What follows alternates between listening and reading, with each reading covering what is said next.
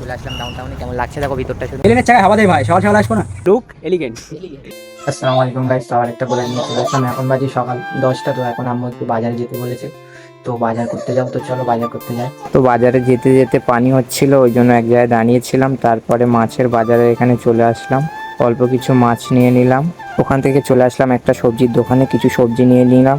সবজি নিয়ে আবার আমার একটু খিদে পেয়েছিল, ওই জন্য অল্প করে ছাতু খেয়ে নিয়েছিলাম। তো গাইস বাজার থেকে বাড়ি এসে গোসল করে ভাত খেয়ে ঘুমাচ্ছিলাম। এখন বাজে 6টা 9। তো আমি ইব্রাহিমদের এখানে আসলাম। দাদা এক্ষুনি কাজ থেকে বাড়ি এসছে, আর শনিবার সকাল সকাল বাড়ি এসছে। আমি এমনি সবসময় সকাল সকাল বাড়ি আসি। সকাল সকাল, আর শনিবার বলে সকাল সকাল বাড়ি এসছে দাদা। এলিগেন্ট জায়গায় হাওয়া দেয় ভাই, সকাল সকাল আসবো না। হাওয়া দিদি কতক্ষণ লাগে? তো এখন ও সকাল সকাল বাড়ি এসছে বলে আমরা দেখি এখন কোথাও ঘুরতে যাওয়া যায় কি। ভাবছি ডাউনটাউনের ওইদিকে যাবো। তুই যাবি? আমাকে যেখানে নিয়ে যাবে আমি সেখানে যেতে রাজি আছি।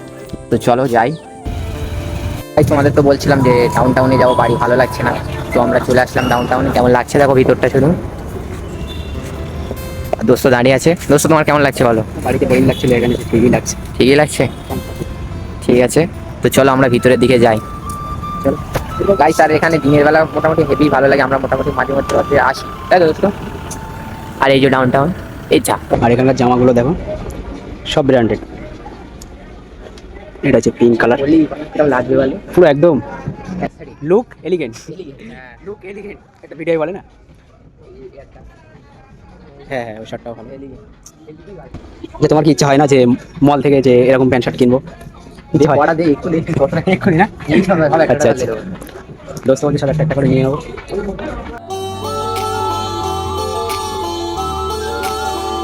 তো ডাউনটাউনের ভিতরে ঘুরে কিছু ফটো ভিডিও তুলে চলে আসলাম পাকাপোলে বাজারে ঘুগনি খেতে।